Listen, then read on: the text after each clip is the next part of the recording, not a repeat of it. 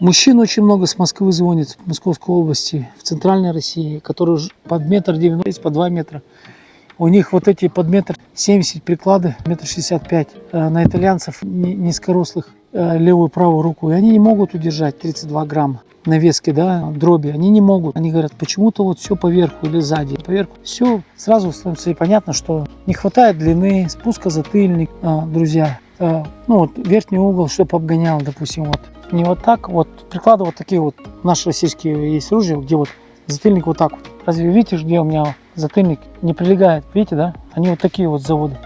Надо, чтобы он был полностью вот так вот ложился. Поэтому надо, чтобы угол этот обгонял. Поэтому у мужчин некоторых не хватает веса не хватает, чтобы удержать его вплотную, прикласть его вплотную, чтобы можно было быть продолжением ружья и комфортно нажимать на спусковой крючок.